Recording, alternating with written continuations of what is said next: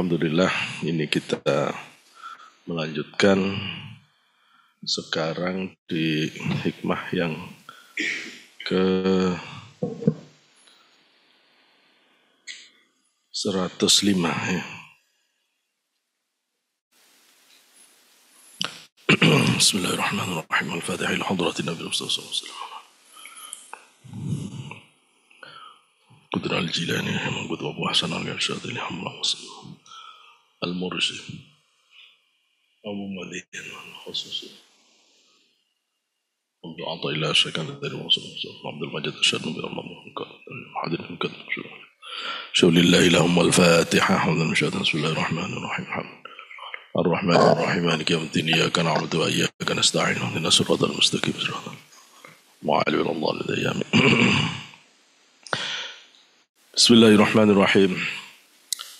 Qala Syekh Ibnu Athaillah As-Sakandari nafa'ana Allah bi ulmihi wa bi karamati wa sirrihi fid dharain amin. Li yukhaffif alamal bala'i anka ilmuka bi annahu subhanahu huwal mubli laka falladhi wajahatka minhu al-aqdaru huwa alladhi awwadaka husnal ikhtiyari liyukhaffif lamul amr ya liyukhaffif dhamir mustatir wujuban takdiruhu huwa ya. Hendaklah kamu yang mampu membuat kamu menganggap ringan, hendaklah kamu menganggap ringan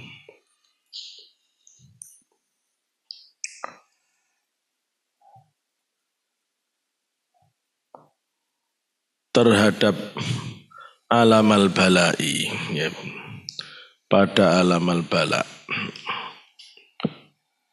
supaya kamu menganggap ringan terhadap penderitaan bala atau ya penderitaan bala ya. Angka atas dirimu ilmuka itu mubtada muakhir ya berarti dari khabar muqaddam ya. Ilmumu yang bisa membuat kamu menganggap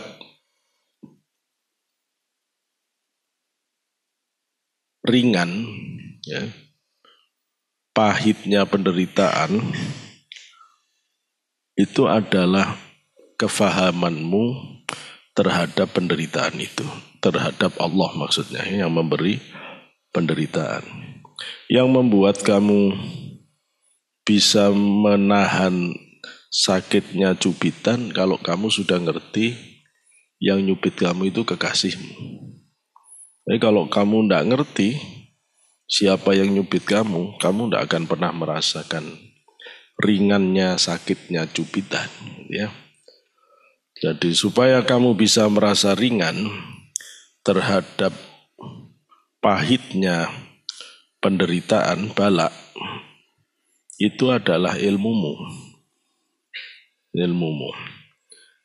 tentang apa? Bi annahu karena sesungguhnya dia Allah subhanahu maha suci Allah huwa dia Allah itu al-mubli yang memberikan bala yang memberi ujian laka kepadamu yang akan menjadikan kamu kuat nahan beratnya beban ujian kehidupan, yang akan meringankan penderitaanmu saat diuji sakit oleh Allah, itu adalah kefahamanmu terhadap Allah sebagai sang penguji dalam kehidupan ini. Kalau orang tidak mengerti bahwa kehidupan ini memang tempatnya orang diuji, bahwa ad-dunya darul bala, Kalau orang tidak ngerti kalau dunia ini tempatnya ujian, ya pasti dia kecewa-kecewa terus setiap dapat ujian. Bangun tidur, udah marah-marah. Kok lampu mati? Udah gitu ke kamar mandi, kok kerannya macet? Udah itu marah terus ya. Marah terus. Ya, padahal semua keadaan itu diberikan oleh Allah untuk mendidik kamu. Jadi kalau kamu tidak ngerti itu, ya marah terus kamu dalam kehidupannya. Falladhi wajahatka, falladhi maka yang menghadapka kepadamu, al-aqdaru fa'ilnya di belakang. Minhu itu dari Allah. Apa al-aqdaru? Takdir-takdir, ketentuan-ketentuan. Yang semua ketentuan, yang ketentuan-ketentuan ngadep kamu itu ya dari Allah. Huwallazi awwadaka, dia Allah alladzi yang awwadaka, membiasakan kamu husnal ikhtiyari, bagusnya ikhtiar, al-ikhtiyar al-husna.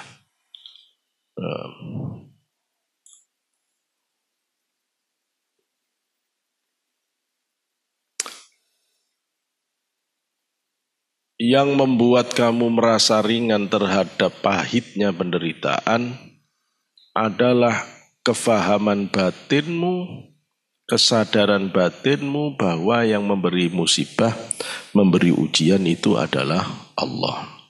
Satu poin. Dan semua penderitaan, semua ketentuan hidup, takdir-takdir yang menghadapmu, itu semua dari Allah. Semua ketentuan hidup yang sedang Anda hadapi dan akan Anda hadapi, dan setelah Anda hadapi itu semua dari Allah. Kenapa Allah itu kok ngasih ujian-ujian? Kenapa Allah ngasih ujian-ujian? Karena Allah ingin melatih kamu supaya terbiasa menghadapi berbagai ujian dengan ikhtiar yang baik. Jadi Allah itu ngelatih dengan diberi musibah itu sebenarnya membiasakan kamu supaya kamu terbiasa dengan ikhtiar yang baik. Supaya tidak cengeng. Tidak tahu udah kena tidak di pikiran.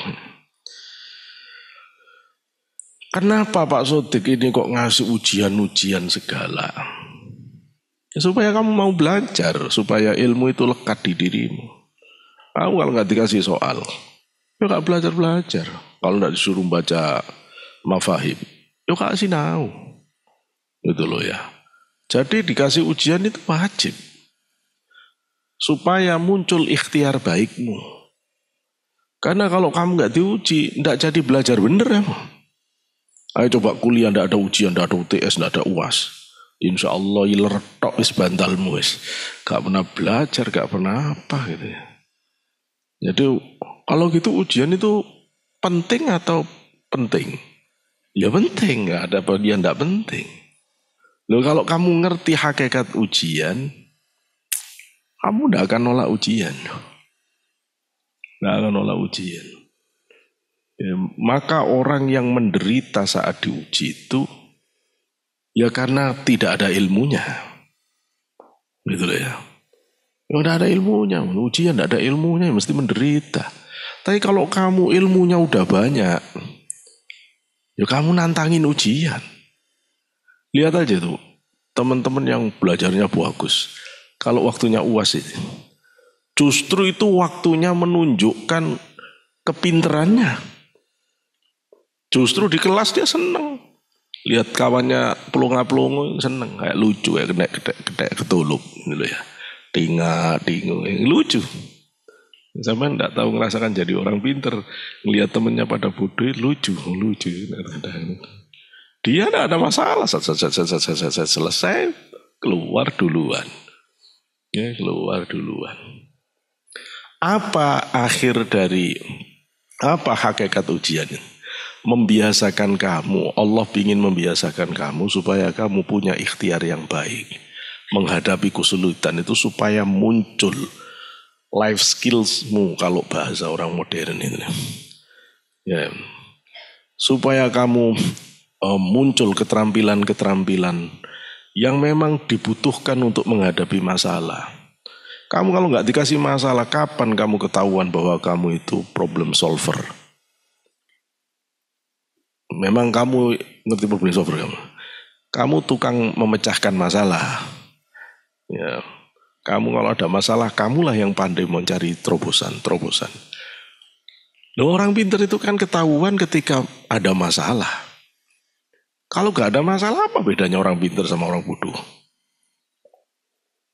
Kalau tidak ada persoalan nasab, bagaimana bisa ketahuan mana yang ahli kitab sama tidak ahli kitab, mana yang ahli bab nasab, mana yang tidak? Kan ketahuan. Jadi masalah itu memang untuk menguji bagaimana ikhtiar orang itu. Maka mulai saat ini, melihat semua ujian Allah itu harus dilihat sebagai soal. Soal yang harus dijawab. Yang penting bukan soalnya. Yang penting adalah jawabanmu itu harus jawaban yang tepat dan terbaik. Gitu loh.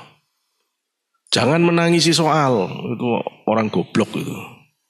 Ada soal nangis, soalnya berat. Belajar gak? Cuma nangisi soal terus dicerita-ceritakan, tahu enggak? Soal yang dapat aku terima beratnya, Masya Allah. Lah terus jawabanmu apa? Loh, kalau anak TK lihat soalnya orang S3, ya wis puyeng. Ya, tapi kalau orang kemampuannya S3 ngelihat soal S3 ya biasa aja. Ya, soal kehidupan itu begitu. Oh, ada orang diputus pacarnya aja udah bingung ngelirik-ngelirik tali rafia. Mau ikut lomba makan kerupuk maksudnya itu ya. Iyo po arek gini. Jadi kan dapat soal gitu aja jawabnya kok gitu loh ya. Maka semua soal yang ada harus kita jawab.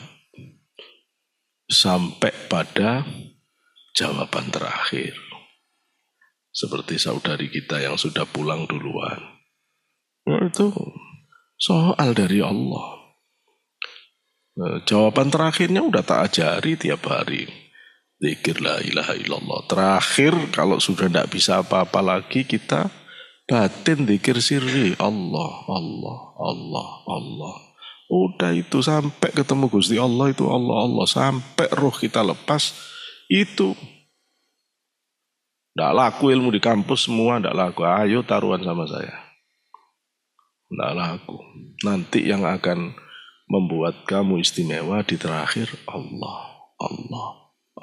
Sampai pulang ke hadirat Allah. Yaitu husnul khotimah itu.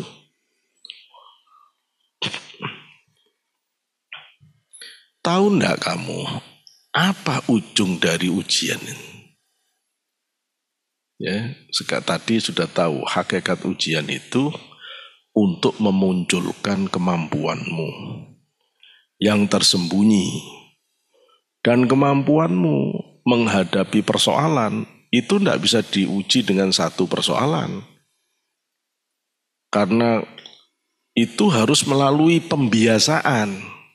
Kamu harus diuji. Tidak mungkin kamu dimarahi orang satu kali langsung sabar. Tidak mungkin kamu difitnah sekali langsung sabar. Tidak mungkin kamu ditipu orang sekali langsung bisa tenang. Ya tidak mungkin. Maka kamu harus terus ditipu orang. Ditipu lagi, dibohongi lagi, dicaci maki lagi. Wong kemarin lu kirimannya telat kok sekarang telat lagi. Ya gak apa-apa. Itu yang namanya awadaka husnal ikhtiyar. Ya, kamu sedang dibiasakan supaya muncul life skillmu, sehingga kamu bisa muncul ikhtiar-ikhtiar positif yang tidak lagi mengandalkan kepada orang tua. Gara-gara kemarin saya lihat YouTube-nya anak SMP yang sekarang sudah tamatan SMP, umurnya masih 26, 27. Sekarang sudah jadi miliarder. Waktu dia mau SMP itu dia telat-telat terus bayar SPP-nya. Double 2, double 3. Mau naik SMA bapaknya bilang, mau sekolah terus atau mau belajar dagang. Bapak gak punya uang. Dia udah kebayang kalau saya sekolah terus, saya pasti jadi bahan olok-olokan. Karena setiap hari tidak bisa bayar. Akhirnya terus bapaknya bilang, ya udah kamu belajar motong rambut aja. Belajar motong rambut. Terus motong rambut, dia pikirannya jalan. Waktu dia kursus potong rambut itu ditanya, tukang rambut yang paling canggih motong, udah 15 tahun. Gajimu kan ada teori, kalau kamu ingin lihat sebuah profesimu itu menjanjikan atau enggak, lihat orang yang sudah 5 tahun, apalagi 10 tahun ya, berada di tempat itu. Ditanya yang 15 tahun, gajimu gimana di sini? Ya UMR, langsung dia tiang, berarti aku kalau kerja di sini 15 tahun, gajinya cuma UMR lah. Terus kapan bisa kawin aku, kapan bisa ngidupin anak, bingung dia. Saya tidak ngajari kamu materialis, bukan. Tapi saya ingin tunjukkan bagaimana orang harus memecahkan persoalan hidupnya. Jadi apa yang dikatakan oleh para ahli pendidikan dunia, bahwa untuk bisa menghadapi kehidupan modern itu kamu harus punya 4C, 4C. Kamu harus kritis, kamu harus kreatif, kamu harus mampu kolaboratif, dan kamu harus komunikatif. 4C ini udah tidak bisa ndak. Kalau kamu memang mau jadi orang yang bisa menyelesaikan kehidupan hari ini. Kamu tidak kritis, ya lewat kamu. Orang yang pintar di luar kamu banyak. Ya banyak, ya harus kritis kamu. Kritis itu latihannya ya karena kepepet itu. Orang yang seringkali kritis ya karena kepepet. Sehingga muncul pikirannya harus begini, harus begini. Ya karena kepepet. Saya kuliah orang tua saya tidak punya uang. Tapi saya tidak susah akal. Saya buat kelompok belajar. Tak pilih yang pinter-pinter. Dan tak pilih yang pinter-pinter, yang pinter nahwu sorof, tak masukin kelompokku. Yang bahasa Inggrisnya bagus, tak masukin kelompokku. Yang pinter, jadi ada 9 orang. Nah itu. Di antaranya ada 4 yang putri. Kenapa kok yang putri? Ya soalnya kalau laki-laki itu jarang punya buku. Saya mau pinjam bukunya soalnya. Terus yang putri tak bilangin, saya pinjam bukunya ya. Paling lama seminggu. Tapi saya ganti rugi. Kalau seminggu saya pinjam, nanti kamu tak jelasin isinya apa. Nah dia kan tidak paham baca buku. Nah jadi kalau tak pinjam seminggu terus tak jelaskan, seneng dia. Nanti jelaskan. Akhirnya saya tidak pernah beli buku. Tapi saya baca buku terus. Ya caranya begitu sampai tamat. Ya. Kalau ada dosen bagus, tak datangi ke rumahnya. Dengan tim ini, Pak kita mau ada diskusi dan Bapak mau. Terus sana diskusi. Tidak ada yang punya pondok kayak begini. Kalau punya pondok begini ya. Nggak ada dulu.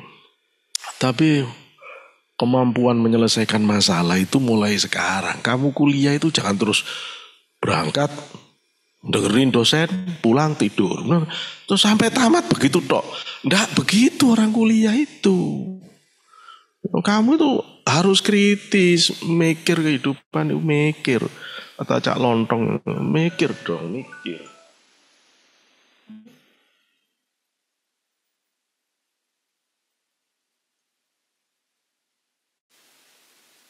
Ya.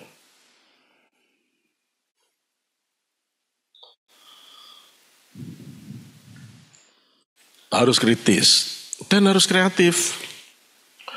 Anak modern itu tidak bisa tidak kreatif. Tidak bisa tidak kreatif. Lihat aja semua perusahaan, semua toko, semua sekolah yang tidak kreatif pasti ambruk. Pasti kolab. Semuanya sudah. Ini sudah zaman yang menuntut kecepatan orang berinovasi dan kreatif. Tidak bisa kamu menyalahkan zaman ini. Harus begini zaman ini. Kamu tidak kreatif, ketinggalan kamu. Harus kreatif. Ya harus kreatif. Kemudian kreatif. Dan kamu harus kolaboratif. Sudah bukan zamannya kamu mau jadi orang pinter sendirian untuk bisa sukses sendirian, tak kenal siapa-siapa. Wes bukan zamannya. Bukan zamannya. Ilmu berkembang sudah terlalu luas kemana-mana. Sudah tidak ada lagi orang yang bisa menjadi ahli dalam bidang tertentu sampai utuh, sudah tidak bisa. Sekarang ini sudah spesialis parsial. Sekarang ini sudah waktunya itu. Jadi sehingga kolaborasi udah harus. Kamu tidak boleh jadi orang egois. Harus bisa kerjasama. Harus bisa kerjasama dengan orang lain. Di pondok ini tempat yang paling bagus untuk itu. Ya.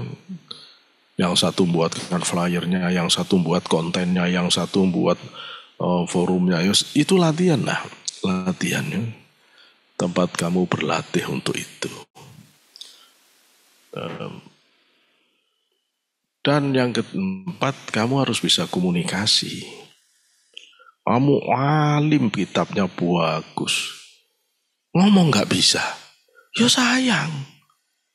Akhirnya ya paling nanti puncak-puncaknya menerjemah kitab. Yang menulis kitab. Ya sih bagus aja sih. Tapi sayang gitu loh ya. Sayang. Ya harus kamu berlatih. Cara menyampaikan pendapat. Makanya ba'da maghrib sampai isya kamu pakai 7 minute speech ya apa jenenge. Silakan itu dilatih. Ya latihan harus ada waktu kamu belajar untuk mengekspresikan diri, ya belajar ngomong, belajar presentasi. Dan jangan biasa-biasa kalau presentasi, bisa buat PowerPoint, buat yang semenarik mungkin. Nanti kalau tiba waktunya kamu sudah di profesi itu, kamu punya high distinction dengan orang lain. Sehingga nanti ketika kamu melamar, itu kamu tidak biasa-biasa saja. Sehingga orang begitu melihat kamu udah beda ini. Udah begitu. Nah itu harus bisa memberi nilai lebih pada diri. Saya mau katakan semua ujian dari Allah itu tujuannya. Itu loh. Kamu diberi susah, kamu diberi sakit, apapun namanya. Supaya muncul kebiasaan-kebiasaan baikmu di dalam menjawab kesulitan-kesulitan itu loh. Itu yang dimaksud. Ya, itu yang dimaksud. Kalau kamu ngerti itu, maka kamu ngerti hakikat ujian. Ujungnya apa? Orang kalau sudah ujian, ujungnya lulus. Ya, ujungnya lulus, ujungnya dapat sertifikat, ujungnya dapat piala gitu loh. Jadi kalau kamu kuat ngadepi ujian Allah, ujungnya dapat status sobirin. Nah, sobirin, kamu dapat prestasi, kedudukanmu, pangkatmu tinggi, derajatmu tinggi, kamu berada di sisi Allah. Itu. Berada di sisi Allah, kemudian dimuliakan oleh Allah, memang sudah layak untuk diberikan penghormatan. Karena kamu sudah membuktikan dirimu layak untuk itu. Orang yang tidak ngerti ujian, yang masih meratapi ujian dalam kehidupan. Kenapa ada kesulitan dalam hidup? Kenapa ada ujian? Sebentar. Kalau gitu kamu tak tanya. Kalau tidak ada kesusahan, tidak ada sakit, tidak ada penderitaan, tidak ada miskin, tidak ada pemfitnahan, tidak ada setan, tidak ada orang buka-buka aurat dan seterusnya. Bagaimana Allah mau melihat mana orang yang sabar, mana orang tidak sabar, mana orang yang kuat, mana orang tidak kuat, mana mata yang tunduk terhadap pornografi, mana mata yang nyari-nyari pornografi. Kalau tidak ada orang telanjang bagaimana? Jadi kalau ada perempuan telanjang, biarin, itu cara Allah nguji kok. Cuma kamu jangan lihat itu loh. Kamu jangan lihat. Kalau orang kafir telanjang, ya biarin. Biarin, tidak usah marah kamu. Ya kamu diem aja, tidak usah lihat. Ya begitu. Makanya kalau ada setan, ada iblis, ya tidak usah marah ke Allah. Ya memang harus ada iblis setan. Tidak ada iblis setan terus kok. Gimana Allah mau melihat mana orang kuat, mana orang tidak kuat?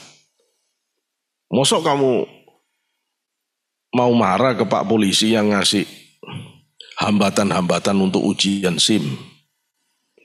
Ya enggak lah, Pak Polisi tahu kamu bisa nikung bener, nanjak bener, kan harus ada ujian. Nah, kalau itu kamu buang semua, ya terus gimana? Lah terus Gusti Allah mau meletakkan orang siapa yang di Firdaus, siapa yang di surga Aden, siapa. Lah itu terus apa dasarnya? Kalau tidak ada ujian, siapa yang harus di neraka, siapa di neraka jahanam. Terus apa dasarnya kalau nggak ada ujian? Ya nggak bisa. Kelas itu baru ketahuan apabila orang sudah ujian.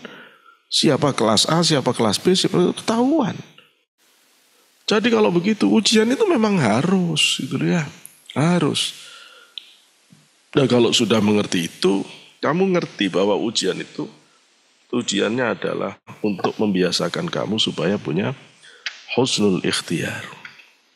Husnul ikhtiyar. Hadhil hikmatu tasliyatun lis-salikin. Hikmah ini merupakan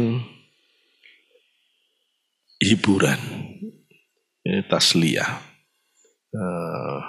sesuatu yang membuat senang. Lis-salikin, bagi orang yang sedang dalam perjalanan menuju ke hadirat Allah. Ada murid, ada salik, ada sufi. Murid mubtadi, salik mutawassit, sufi muntahi. Orang yang masih level murid, hati belum bergerak ke Allah. Ketahuannya belum bergerak, belum tahu rasanya sholat. Sholat tidak ketemu rasanya, zikiran tidak ketemu rasanya, sholawatan tidak ketemu rasanya, itu hati masih mati. Belum gerak. Begitu kamu sudah bisa ngerasakan nikmatnya la ilaha illallah, la ilaha illallah, memang hatimu ngerasa nikmat. Baca Quran, hati itu rasa ditarik-tarik. Kalau sudah ngerasa begini, namanya bergerak hati itu. Karena hatinya bergerak, orangnya disebut salik. Perbuatannya disebut suluk, atau orangnya disebut sair, atau orangnya disebut rohil, karena pindah-pindah terus nanti makomnya. Itu. Nah, orang salik itu orang yang bakal diharu biru oleh segala ujian-ujian Allah. Meskipun tidak salik ya diuji Pak, ya iya. Cuma kalau tidak salik itu diuji tidak bisa ngerasakan. Tapi kalau salik diuji bisa ngerasakan. Nah karena itu salik itu kalau diberitahu dengan makola ini itu menjadi penenang. Itu loh ya. Dalam rangka dia menerima ujian-ujian Allah, pemberitahuan bahwa yang sabar, Yang uji kamu itu adalah Tuhan yang paling sayang kepadamu. Yang sabar. Allah mendatangkan ujian-ujian itu semata-mata untuk menguatkan batinmu, dilatih dengan berbagai kesusahan, kesulitan, supaya kamu muncul kekuatan ikhtiar dengan yang ikhtiar terbaik. Itu kan jadi senang, gitu loh ya. Itu tasliyah. Hatta yadzuku, sehingga orang-orang itu para salikin merasakan minha, dari akdar, dari hikmah, minha dari hikmah, madzaqal arifin, apa yang dirasakan perasaannya orang-orang yang sudah sampai ke level ma'rifat. Kamu kalau nggak diajari begini, kamu nggak ngerti apa yang sebenarnya dirasakan orang ma'rifat sehingga dia bisa tenang menjalani kehidupan. Tapi kalau ini dijelaskan, kamu jadi ngerti, oh gitu ya. Oh gitu ya, ya lumayan. Oh gitu ya, itu lumayan. Ya. Fa innahu, kana sesungguhnya man orang arafa yang mengetahui annal balaya, sesungguhnya bala, ujian Allah, itu mim maulahu, dari Tuhan mereka, Allah sang pengatur kehidupan. Wa sayyidihi, dan tuan mereka Allah, alladzi yang huwa dia Allah itu arhamun, penyayang, paling penyayang, bihi kepada man,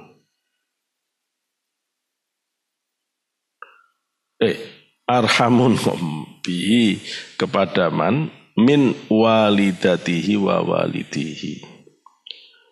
Yang ngasih ujian kamu itu dia Allah yang paling penyayang kepada kamu dibanding mbokmu, dibanding bapakmu, dibanding ibumu, dibanding bapakmu. Itu sayangan Gusti Allah. Gusti Allah itu lebih sayang. Coba, lebih sayang siapa biasanya? Bapak yang membelikan rumah untuk kamu dengan kamu yang jaga rumah, yang menempati rumah. Itu biasanya tingkat sayang ke rumah itu lebih sayang siapa? Yang memberikan. Anak itu pemberian Allah. Ibu bapak senang-senang punya anak, gitu kan? Senang punya anak. Yang buat Allah. Kira-kira lebih sayang siapa? Ibu bapaknya dibanding Allah yang buat. Ya Allah lah. Oh Gusti Allah yang bikin. Memang bapak ibumu tahu kamu itu dibuat dari tanah yang sebelah mana? Enggak tahu. Memang bapak ibumu itu tahu rohmu itu awalnya dari mana? Enggak tahu. Lo yang punya kamu hakikinya Allah. Dititipkan ke ibumu, dititipkan ke bapakmu. Bahwa bapak ibumu sayang ke kamu, iya. Tapi jangan dibandingkan ke Allah. Karena Allah itu jauh lebih sayang. Maka kalau Allah menguji, jangan sampai suudzon.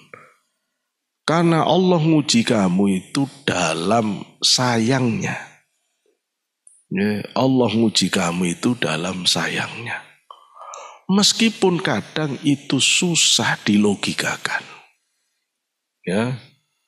Kalau kamu tidak kuat membaca, logikamu tidak mampu mengurai pahitnya kegetiran ujian, setidaknya kamu diam dan berhusnudzon terus ke Allah. Ya, ya Allah. Tidak usah ngomong, kalau gitu aja. Ya Allah, ya segitu doa wes. Ya Allah doa aja. Ya Allah. Nanti kalau ngomong salah ngomong, gitu ya. Jadi tidak usah ngomong ya Allah. Wong niatnya mau ngaji kok yo ban bocor di tengah jalan gitu ya. Wong aku iki lho ndak niat mau dangdutan. Gini mau nyari logikanya kenapa? Wong kepingin ngaji kok ban dibocorkan tengah jalan. Kan repot. Karena kamu nganggap ya mestinya kan ini ngaji. Aku ngaji hikam lagi. Aku mau ngaji serius. Gitu. Bannya bocor. Kalau kamu ndak bisa mengurai rahasia dari pahitnya ujian yang sedang terjadi. Minimal diem husnudzon ke Allah. Ya Allah. Wis gitu doa. Ya Allah. Dulu saya pernah ceritain ya. Dulu saya ngajar di daerah Jeruk Purut. Ada perguruan tinggi di sana. Udah berangkatnya macet. Ya. Pulang mepet-mepet maghrib terus itu. Kadang itu maghrib karena saya jangan ditiru ya. Saya itu seneng agak ngebut jadi tak kejar sampai di sini. Terus saya itu lewat di depan ada orang yang dugaan saya sih itu orang Islam. Mbok maghrib itu bengkel nggak pernah tutup. Saya orang ya namanya kita manusia ya tetap aja ngeritik kan. Ya gak ngomong tapi hatinya orang yang biasa ngeritik kan ngeritik aja gitu loh ya. Mau sore ndolek duit sampai maghrib dak mandek. Mbok ya sholat kan udah tahu adzan mosok masih di bengkel aja semua itu ya. Besok saya dijawab oleh Allah. Lah kok saya lewat situ ban saya bocor. Ya orang itu terus langsung, ayo mas ini mas. Benahin. Terus sambil dibenahi saya terus istighfar terus. Ya Allah. Ada gunanya dia ini. Kalau dia nutup enggak puyeng aku gitu loh ya. Pinggir tolnya ditambal ban enggak ya waktu gini dia ya Allah. Sejak saat itu gak berani saya jelekkan orang kayak apa pun ban wis. Ya, kita enggak tahu apa manfaatnya dia. Ada orang itu sholat enggak genjerang-genjerang di pinggir jalan sambil anting-antingnya 5. Katanya enggak punya uang, tapi anting-antingnya 5 gitu loh ya. Ternyata ketika terjadi kecelakaan, dia yang pertama ribut. Dia yang nolong. Yang pakai kopiah, yang sorbanan. Wah, minggir semua. Ayo coba, ngomong sampean lebih bagus. Wes dah, kamu enggak tahu rahasia Allah. Gitu ya, kamu tidak tahu rahasia Allah. Guys, hidup itu seru ya. Hidup itu seru. Terus terima, jalani, minta, cari yang terbaik. Tunjukkan ikhtiar yang terbaik. Sampai akhirnya kamu bisa merasakan apa yang dirasakan oleh orang-orang yang ma'rifat apabila kamu menyelami apa yang disebutkan oleh Syekh Ibnu Athaillah dalam makalah ini. Jadi, kalau orang sudah tahu tentang hakikat ujian itu dari Allah dan Allah itu lebih menyayangi dia daripada ibu bapaknya. Kalau sudah tahu bahwa Allah itu lebih sayang dari ibumu, dari bapakmu, kaifa yabqa lahu bil alami ihsasun. Bagaimana tetap ada lahu bagi man bil alami dengan kesusahan, dengan penderitaan, apa ihsasun, perasaan. Loh kalau kamu memang sudah ngerti itu dari Allah, bagaimana mungkin kamu masih merasa sedih itu? Wong itu ujian dari Allah, sedih. Enggak. Ini ngomong enak, ini praktek itu repot loh gini nih ya. Ya saya baca aja sih.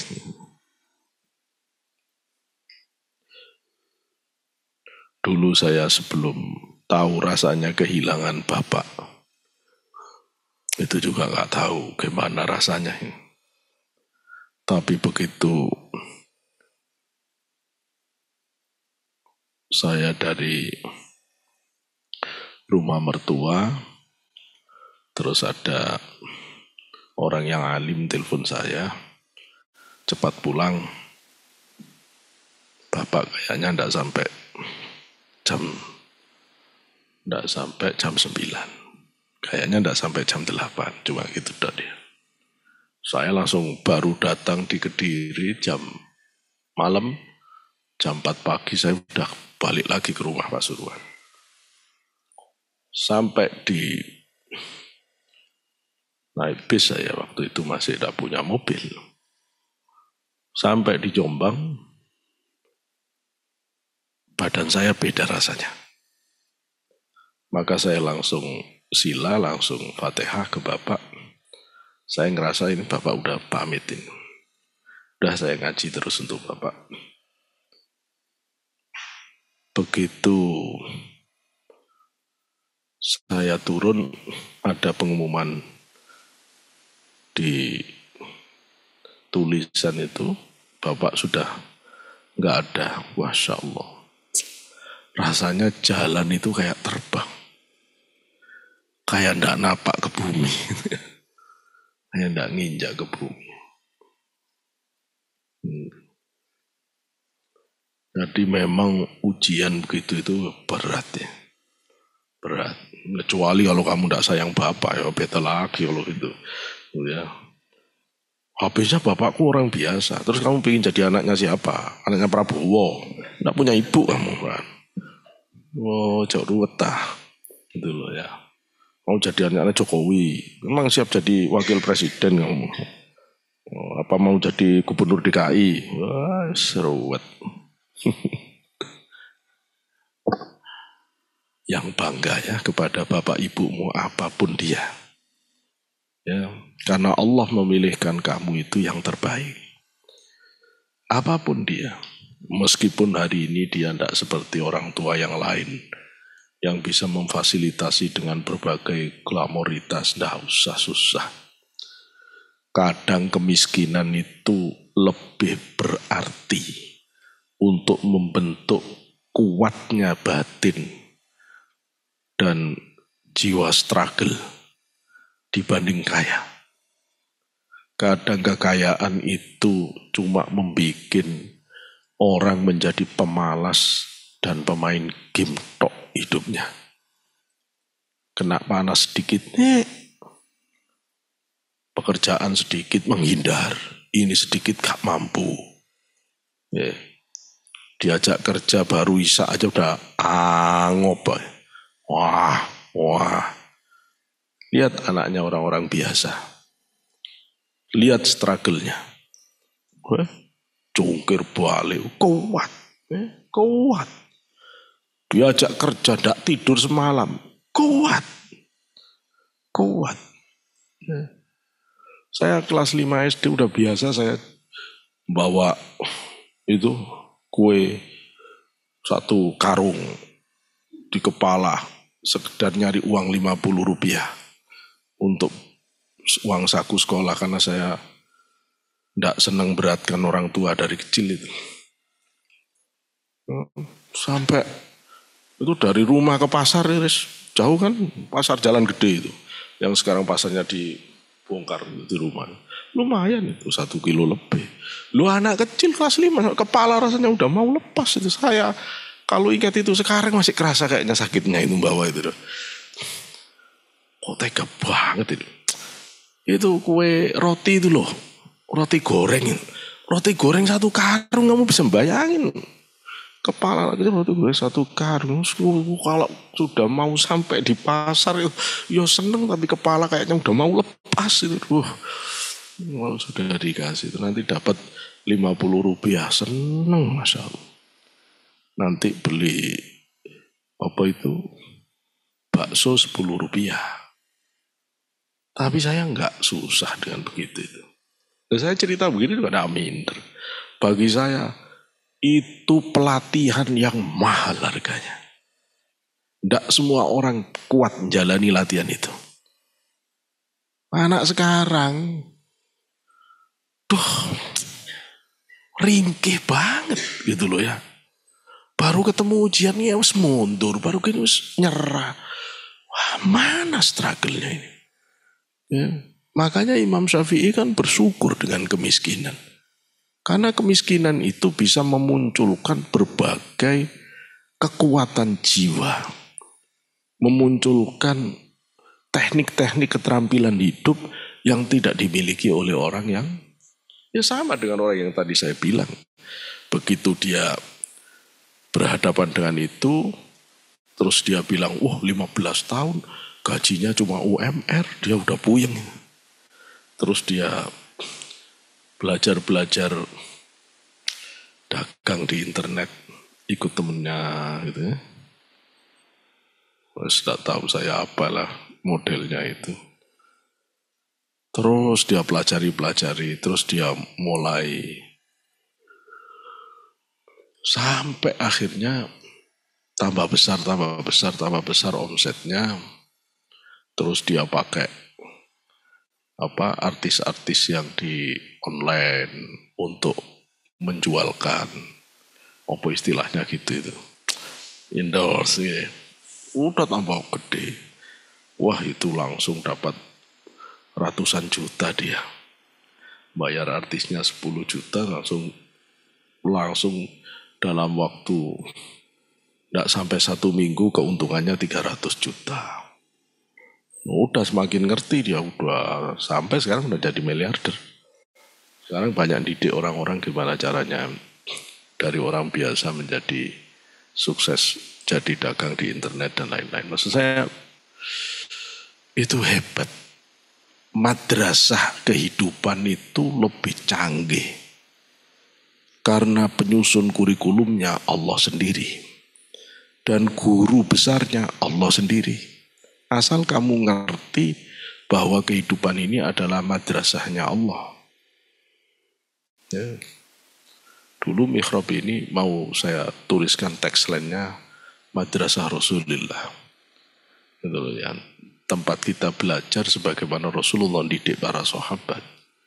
Gitu. Jadi dihadapkan pada kehidupan, kemudian menjawab dengan berbagai kemampuan yang dimunculkan sampai menjadi orang-orang istimewa. Begitu. Jadi jangan susah kalau menerima kesusahan. Kalau sudah tahu itu semuanya dari Allah, lu untuk apa kamu masih menyisakan perasaan susah, perasaan menderita? Itu gak penting. Am kaifa la tastaladzu bihi? Atau bagaimana seseorang tidak merasakan nikmat dengan ujian itu? Ya, kalau sudah ngerti itu dari Allah, kalau kamu ngerti yang nyubit itu kekasihmu, masa kamu terus menderita karena dicubit kekasih? Mana ada kekasih dicubit kekasih itu menderita itu? Ya kekasih bodoh itu. Ya. Lo cubitan mesra. Orang itu merasa cubitan itu tidak mesra karena dia tidak tahu yang nyubit kekasihnya. Nah kalau kamu sudah diberitahu yang nyubit itu kekasihmu, masa kamu sih tidak bisa merasakan kemesraannya, kamu masih terfokus kepada sakitnya? Ya nggak bisa begitu. Kalau kamu sudah ngerti bahwa di dalamnya durian itu ada kenikmatan, masa kamu masih menyesali cangkang luarnya yang penuh duri? Ya gak usah, ya memang begitu variasi takdir kehidupan yang Allah buat. Ya, untuk mendapatkan kenikmatan manis durian yang khas itu, kamu memang harus mampu membuka kulit cangkang yang penuh duri. Sesekali kena tusuk, ya kamu relakan. Ya memang itu bagian dari variasi cerita kehidupan, gitu loh. Bahwa untuk menemukan kesabaran yang mendalam, kadang memang harus disentuh sakit kita ini. Untuk membuktikan kita kuat menghadapi berbagai tipu daya, ya kadang kita diakali, masih muridnya sendiri yang ngakali. Ya apa-apa namanya ujian hidup, gitu loh ya. Kadang teman sendiri ngakali, ya apa-apa. Utang mau utang gak dibayar, ya teman sendiri. Tegoy rek, ndak apa-apa, begitu hidup ya. Kama yataladzadzu bin ni'mati sairun nas, sebagaimana orang-orang yang banyak menikmati, merasakan lezatnya kenikmatan.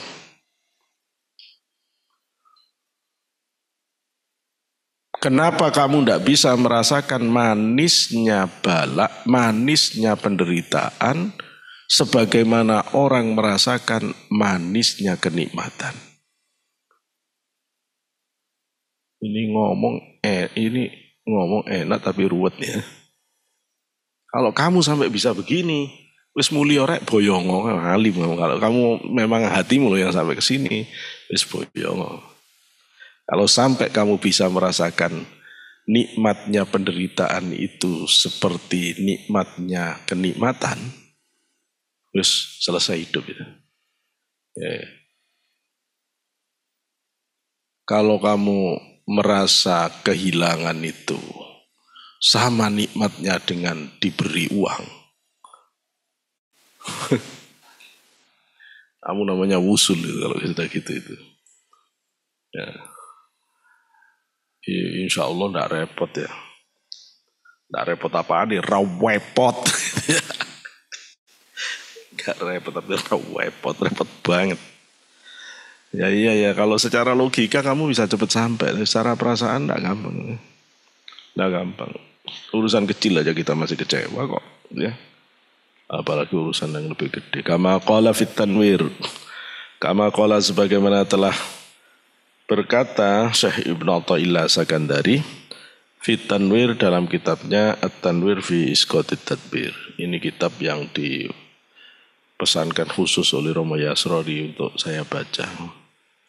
Nanti waktu saya ketemu beliau saya dipeseni baca tanwir ya.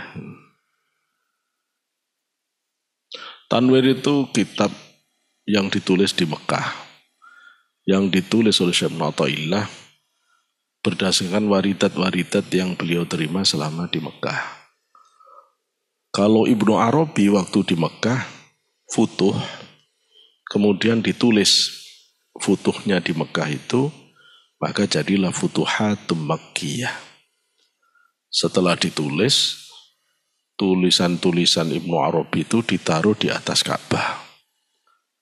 Dibiarkan selama 2 tahun. Beliau tawakalkan ke Allah, kalau memang itu kabur keterak angin, hancur karena hujan, ya berarti ilmu ini Allah dari itu. Ya setelah 2 tahun, utuh, tidak ada satu lembar pun yang bergeser. Barulah kemudian ini diajarkan oleh Ibnu Arabi menjadi Futuhatum Makkiyah. Itu pun hari ini problematis. Orang masih ada yang tidak paham, mengkafirkan, seperti Ibnu Taimiyah wa atba'ihi. Ibnu Taimiyah dan pengikut-pengikut Ibnu Taimiyah.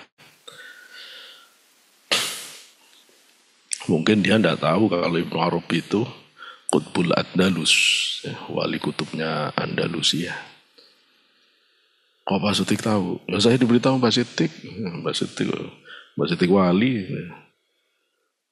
Wa khaffafa anni, ya itu syairnya ya. Wa khaffafa anni ma la ulaqi. Ma ulaqi wa khaffafa anni ma ulaqi minal ana bi annaka antal mubli wal muqaddir. Wa ma limri'in amma qadallahu ma'dilun wa laysa lahu minhu alladhi yatakhayyaru. Wa khaffafa, Allah meringankan anni terhadap aku, ma sesuatu ulaqi yang aku menemui, minal anai dari kesulitan-kesulitan. Allah selalu meringankan aku dari kesulitan-kesulitan yang aku temui. Bi annaka, karena sesungguhnya engkau Allah, antal mubli, engkaulah sang pemberi ujian. Wal muqaddiru, dan engkau Allah yang sudah menetapkan, memberikan ujian berdasarkan kadar kemampuan masing-masing. Allah yang menetapkan ukuran-ukurannya. Wa ma limri'in amma qadallahu mu'adilun. Wa ma limri'in tidak ada bagi seseorang. Amma atas apa-apa qada yang menetapkan siapa Allahu Allah. Mu'adilun sebagai orang yang mampu merubah.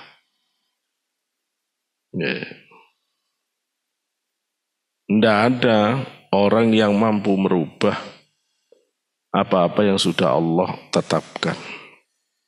Walaisa lahu minhu. Walaisa dan tidak ada lahu bagi orang. Minhu atas ma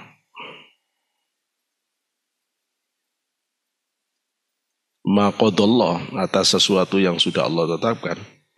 Alladzi yang yatakhayyaru memilih siapa man. Tidak ada orang yang mampu merubah apa yang Allah tetapkan. Juga tidak ada orang yang mampu memilih dari apa yang sudah Allah takdirkan. Ya kita ini jalani. Ya. Siapa yang milih dulu minta terlahir sebagai Ba'alwi? Yuk ada. Siapa yang milih terlahir sebagai orang Legoso? Yuk ada. Nah, terus yang milih ini, ya Gusti Allah sendiri, ya mesti terima gitu loh ya. Ya mesti terima ketentuan Allah. Berarti kita ngaji begini nih dipilih oleh Allah, ya dipilih. Ya meskipun ada jalan yang berbeda-beda ceritanya untuk bisa ke sini, tetapi fakta kita kumpul dan kita terus ngaji begini ini ketentuan dari Allah. Yang harus kita syukuri, ya kita syukuri. Minggu-minggu arek Jakarta ngaji hikam itu aneh loh. Itu loh ya. Wong yang di desa aja minggu-minggu ahad-ahad gini enggak ngaji kok. Kalau sampean loh diputar atau sing ngaji. Ya disyukuri, ya disyukuri. Lah terus bisa ketemu begini, ya itu syukur dari Allah ketentuan. Ada yang ngajar, ndak ada yang diajar. Ya kayak wong gendeng rek ngajar dhewe gitu loh ya. Kayak di YouTube yang ceramah kayak yo. Karena kameranya dihadapkan ke satu, begitu dilihat ternyata di sana ndak ada orang sama sekali, kursi. Kayak geblek. Gitu loh ya. Lo terus ngaji hikam, yang ngaji mahasiswa, yang sebagian yo pinter-pinter. Bisa nyambung gitu loh ya. Lo ngaji hikam terus yang ngaji. Oh tak khobar gak tahu. Ini gak iso mikir gak. Agama gak ngerti. Yo repot. Wong hikam itu sudah kajian yang sudah tingkat tinggi. Yo gak masuk juga. Kalau salah-salah gak tepat sasaran. Kayak yang nembak Donald Trump. Ya tepat juga sih, tapi Donald Trumpnya miring ya, jadi nggak tahu. Yakni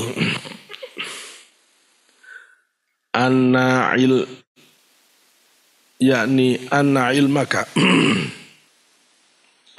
ayyuhal murid, yakni bahwasanya ilmumu wahai murid, ilmu tentang mengertinya kamu tentang Allah di balik segala ujian wahai murid, bi annahu sesungguhnya Allah Subhanahu Maha Suci Allah, huwa dia Allah al-mubli yang memberi ujian laka kepada kamu, yukhaffifu akan meringankan ilmu pengetahuanmu tentang Allah sang pemberi ujian, meringankan al-alama penderitaan, alamal balai pedihnya penderita, pedihnya ujian ya. Angka atas dirimu. Clear ya? Jadi kesadaranmu tentang Allah sebagai sang pemberi ujian itu akan menenangkan kegundahan batinmu ketika takdir pahit datang. Gitu loh ya. Kalau kamu tidak pernah ngaji, terus kena ujian Allah, wah itu stresnya tidak karuan kamu. Ya stres tidak karuan, kena ujian itu stres. Lihat orang-orang yang tidak pernah ngaji, kemudian dia kena sakit. Udah stres. Dulu saya pernah diteleponi jamaah-jamaah, ya tolong datang ya ke keluarga kami, dia divonis dokter kanker stadium 3, dia tidak terima, jadi dia sekarang tambah murung, tambah, ya apa? Memang kalau nggak diterima itu terus jadi sembuh, kan enggak juga. Orang sakit kalau nggak nerima itu tambah sakit. Jadi mending kamu menerima sudah keadaan. Kamu miskin nggak terima, ya tambah ruwet.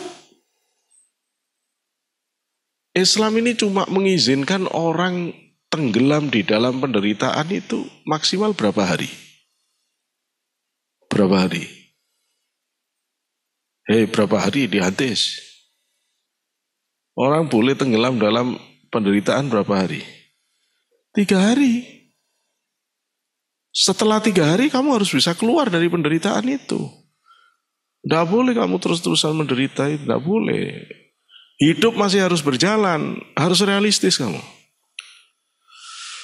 Maka saya senang ya. Saya selalu doakan kalau jamaah ini ada yang menderita, susah, macam-macam. Tapi saya kagum pada orang-orang yang diuji oleh Allah. Keluarganya pulang duluan. Dia tetap bisa tegar. Sampai-sampai ada jamaah yang begini.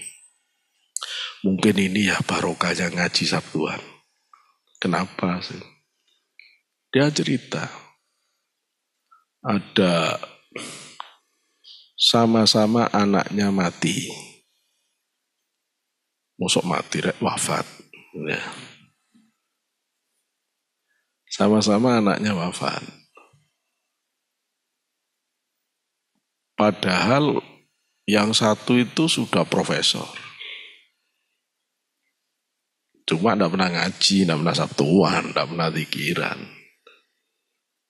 Itu begitu anaknya meninggal, itu udah kayak tidak punya arti hidup itu katanya. Padahal ini sama-sama orang jago psikologi. Menenangkan diri itu lebih repot daripada menenangkan orang lain. Kalau healing itu orang lain yang gampang, kalau terapi healing orang lain, memang healing dirinya sendiri repot. Terus dia nanya, loh kok kamu ketika anakmu meninggal kok cepat recovery? Dia ditanya begitu, ya kaget. Iya juga ya. Nah itu loh. Yang namanya zikir itu qutul qulub. Zikir itu nutrisinya hati. Kalau orang itu kuat zikirnya, kuat hatinya. Nanti kelihatan kalau orang ngadepi ujian. Gitu. Ya, orang tidak ada nutrisinya ya.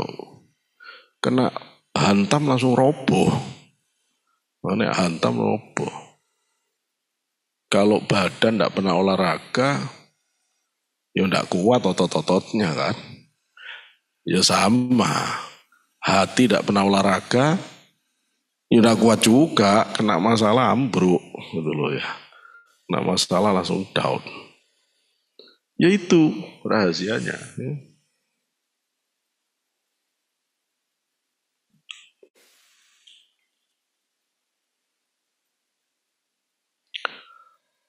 Fa innal ladzi, maka sesungguhnya. Maka enggak ya. Ya, alladzi yang wajahatka, menghadap kepadamu minhu dari Allah. Apa al-aqdaru, ketentuan-ketentuan, ai al-umuru al-muqaddaru. Maksudnya adalah perbuatan-perbuatan al-muqaddaratu, al-umuru al-muqaddaratu. Perkara-perkara yang sudah Allah takdirkan. Alaika kepada kamu, mimmarodin dari sakit, wa nahwihi dan selain sakit, dan yang lain-lain ya. Huwa dia Allah alladzi yang awadaka membiasakan kamu husnal ikhtiyari pada husnul ikhtiyar. Kamu bisa aja mengartikan huwa itu adalah ilmumu, pengetahuanmu Allah sebagai al-mubli itu akan membiasakan kamu untuk memiliki ikhtiar yang baik.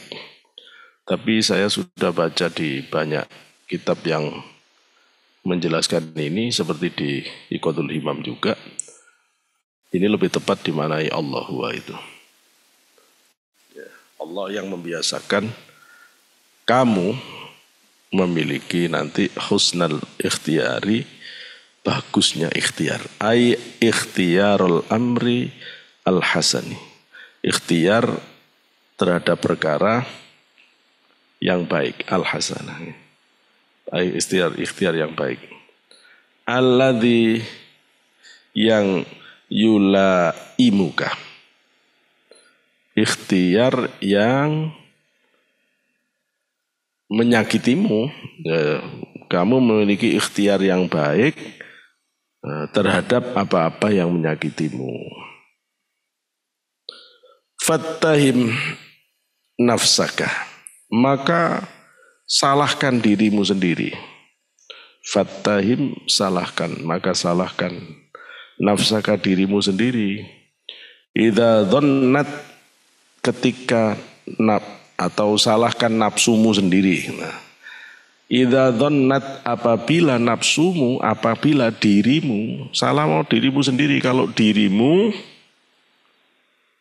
menyangka khilafa dzalika pada yang sebalik itu. Ya kalau kamu tidak bisa merasakan bahwa sang pemberi ujian itu Allah, ya jangan nyalahkan Allah, nyalahkan dirimu yang tidak bisa merasakan itu, gitu loh ya. Kalau memang perasaan kamu itu tidak bisa meyakini bahwa di balik ujian itu ada Allah sang pemberi ujian, ya salahkan dirimu sendiri yang punya prasangka kebalikan dari hal yang demikian. Wasallim al-amra taslam, maka serahkanlah semua urusanmu kepada Allah. Taslam, kamu akan selamat. Kalau ingin selamat, ya pasrahkan urusanmu ke Allah. Fa inna maulaka, karena sesungguhnya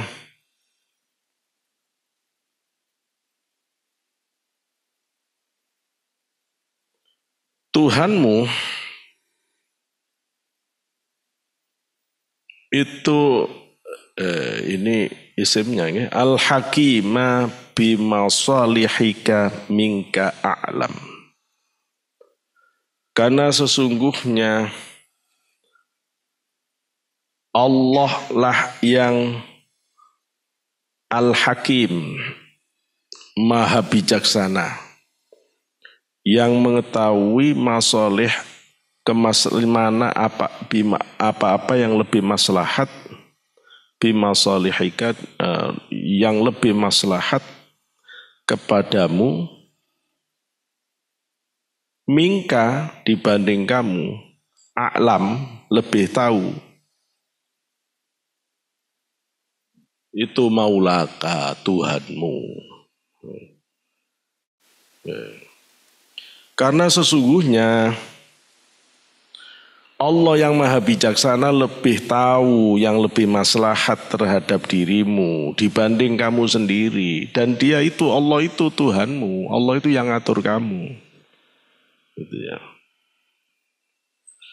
Qala ta'ala, Allah berfirman, a'udzubillahi minasyaitonir rajim.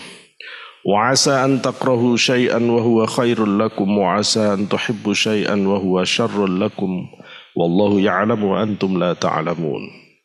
Surat Al-Baqarah 216. Wa asa an takrahu syai'an. Kadang-kadang kamu tidak suka terhadap sesuatu. Wa huwa khairul lakum, padahal itu bagus untuk kamu. Wa asa an tuhibbu syai'an, dan kadang kamu cinta banget, seneng banget dengan sesuatu. Wa huwa syarrul lakum, padahal itu buruk untuk kamu. Wallahu ya'lamu, Allah yang mengetahui. Wa antum la ta'lamun, kamu tidak tahu. Ada anak jatuh cinta pada seseorang. Jatuh cintanya itu setengah hidup sekonyong koter. Begitu oleh Allah tidak dijadikan, stres. Loh, kamu loh mosok tahu mana yang manfaat untuk kamu. Loh, kadang kamu senang sesuatu menurut Allah itu enggak bagus untuk kamu. Loh ya. Malah yang jadi suamimu itu bukan orang yang selama ini kamu idam-idamkan, misalnya. Mudah-mudahan jangan begitu Pak, gitu. Misalnya. Tapi setelah kamu nanti menjalani kehidupan, baru terjawab itu. Setelah setahun, 2 tahun, inner beauty-nya mulai keluar. Inner handsome nggak ada ya. Inner beauty-nya mulai keluar. Nggak salah Allah, gitu kan? Ngelihat kuatnya dia, ngelihat sabarnya dia, ngelihat telatennya, nggak salah Allah. Tambah lama kamu hidup sama dia, tambah kamu nggak salah Allah. Ya memang nggak salah, gitu loh ya. Ya memang nggak salah. Sampai sudah punya anak banyak, terus benar Gusti Allah. Jadikan dia istri saya, jadikan dia. Bener Gusti, baru bener-bener. Loh seru takdir Gusti Allah itu seru. Wes jalani saja, terima. Nanti kamu akan ngelihat keistimewaan di luar itu semuanya. Pokoknya jangan ngersuloan ya. Terima, jalani. Terima, jalani.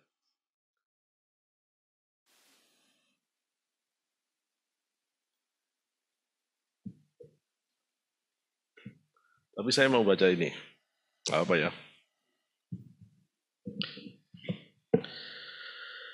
Di dalam kitab ini, Qadul Imam ini ada kisah menarik.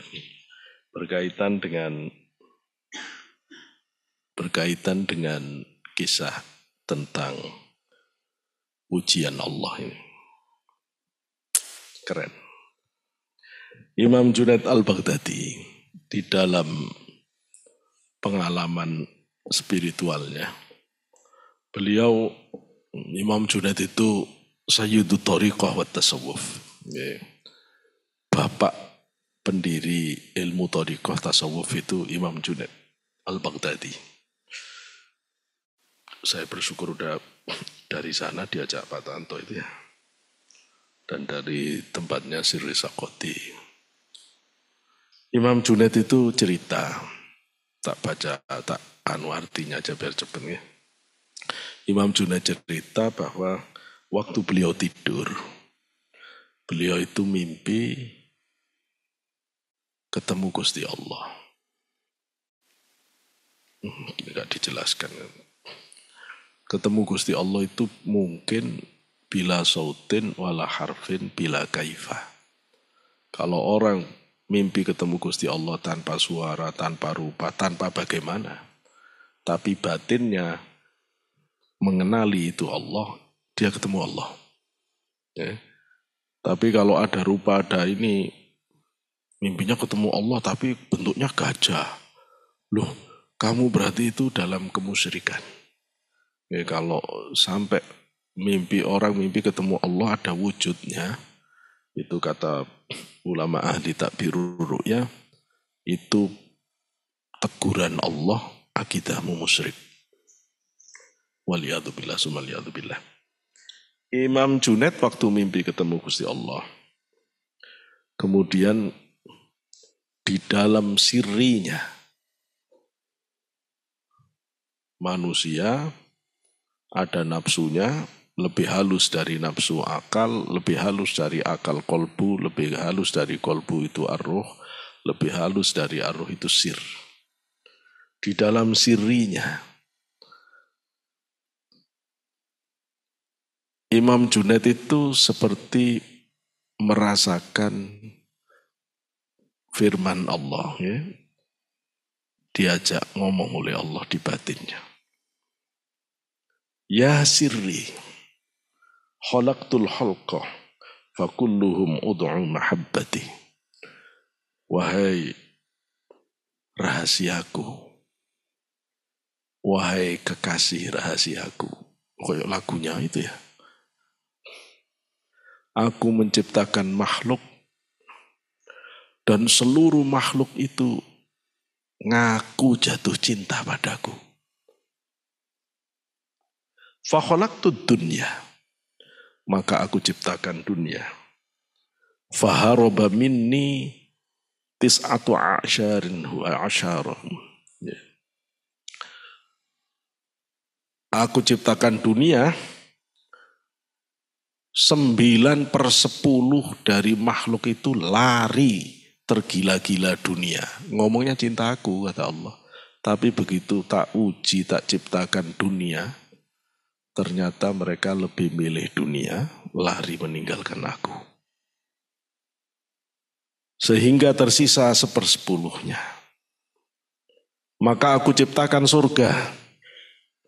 Begitu tak ciptakan surga, ya, 9 dari 1/10 itu lari ngejar surga. Tinggal 1 dari 1/10 yang masih bertahan. Mengaku tetap cinta aku. Kemudian kata Allah, aku ciptakan bala. Aku ciptakan ujian kesusahan hidup. Aku ciptakan kemiskinan, aku ciptakan penyakit, aku ciptakan fitnah. Begitu kena bala, larilah dari 1/10 tadi itu 9. Kalau itu jadi hitung 1, 9-nya hilang. Jadi tinggal 1/100. Tinggal 1/100. 9/100-nya hilang, tinggal 1/100. Tinggal 0,00%. Fakultu lil baqin. Kemudian aku berkata kepada yang tersisa. Fakultu lil baqin ma'i. Aku ngomong kepada yang tersisa bersamaku. La ad-dunya aradtum, walal jannah akhadtum, wala minan nar harabtum, fama turidun.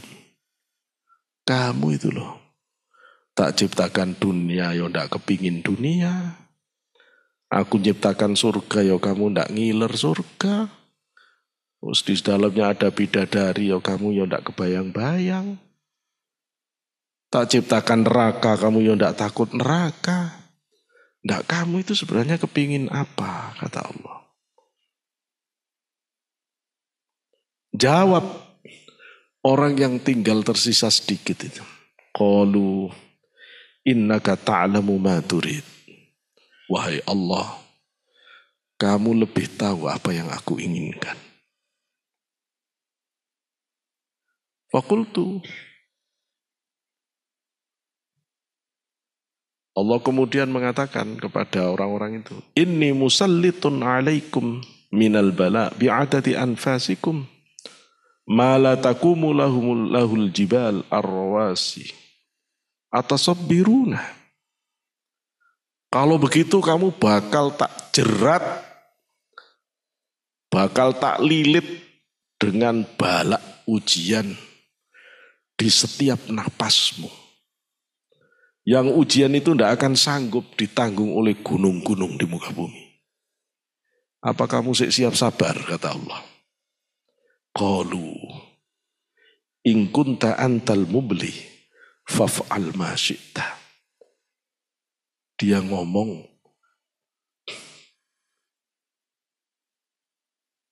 jika itu engkau yang memberikan ujian, lakukanlah Allah apa yang engkau kehendaki. Allah kemudian mengatakan, haula'i ibadi haqqah. Inilah hamba-hambaku yang hakiki. Ya meskipun ini bukan hadis, bukan Quran. Tapi ini ru'ya sodikohnya wali. Wali kutub. Bukan wali kutub framingan. Benar-benar wali kutub. Itu loh ya. Sekarang lagi banyak wali kutub framing. Ya, ruwet menjelaskannya. Kalau Imam Junaid wali kutub beneran. Memang wali kutub beneran Imam Junaid itu. Ya. Tapi cerita begini diem-diem aja ya. Nanti ditiru. Repot lagi. Apa maksudnya ini? Hidup ini pertaruhan cintamu kepada Allah. Jangan sampai cintamu kepada Allah kamu gadaikan ke dunia.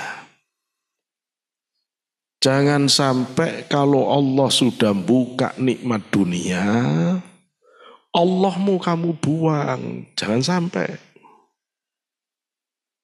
Gara-gara ngejar gaji banyak, nyopot jilbab dijalanin. Ojo rek. Ya jangan. Ada. Saya pernah naik Garuda kok tiba-tiba. Duh, Pak Yai enggak kenal saya. Duh, kamu sopo? Saya mahasiswanya. Duh, mahasiswinya. Loh, saya cuma, loh, kok gini ya gitu saya. Ya wis alhamdulillah daripada ndak pernah lihat kamu nggak jilbaban. Ya Allah, jangan ya. Jangan. Terus tetap cari yang halal, yang barokah. Dulu saya termasuk yang ngeritik kalau orang minta rizki ke Allah. Tapi begitu saya jadi muridnya Mbak Siddiq itu doa selesai zikir itu dari Mbak Siddiq. Ya saya baca kan Allah mawasi arzaqona itu. Ya tak baca aja Mbak Siddiq yang ngajari itu guru saya tak baca. Rizqon halalan thayyibam mubarakah. Tapi memang kasihan juga kalau jamaah itu terus punya persoalan rizki itu ya berat ya. Orang tidak bisa dikira gara-gara tokonya tidak laku. Mau diajari di beat 100 kali tetap aja tidak mempan. Ajari cara dagang yang benar baru dikirnya tenang. Gitu loh ya. Jadi kadang-kadang memang masalah rizki itu bisa nutup. Nah, maka ya doa rizki ke Allah ya gak apa-apa. Ya minta rizki. Toh rizki kan tidak harus maknanya uang. Ya.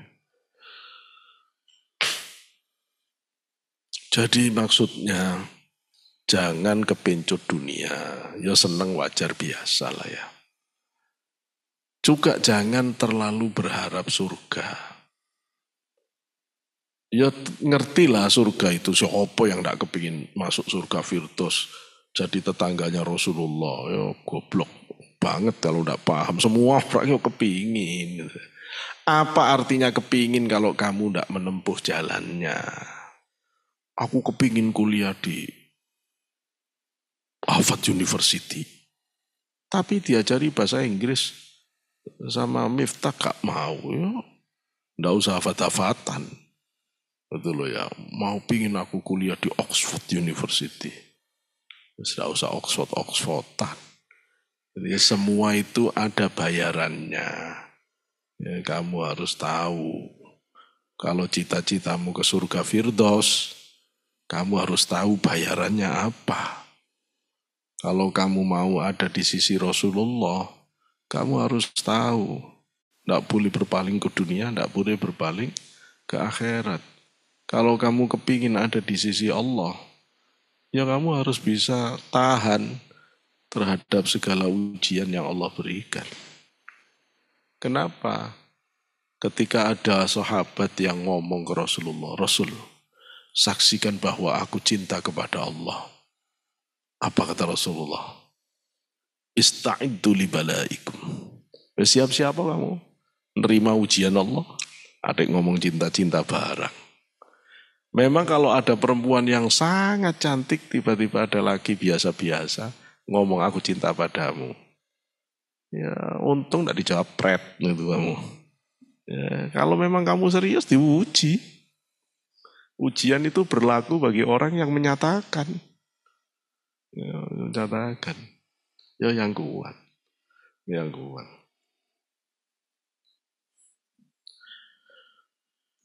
Wa qala fit tanwir, di kitab tanwir Syekh Ibnu Athaillah mengatakan innama yu'inuhum ala hamlil ahkami fathu babil afham. Hanya saja yang bisa menolong orang untuk bisa menanggung hukum-hukum itu adalah terbukanya pintu pemahaman.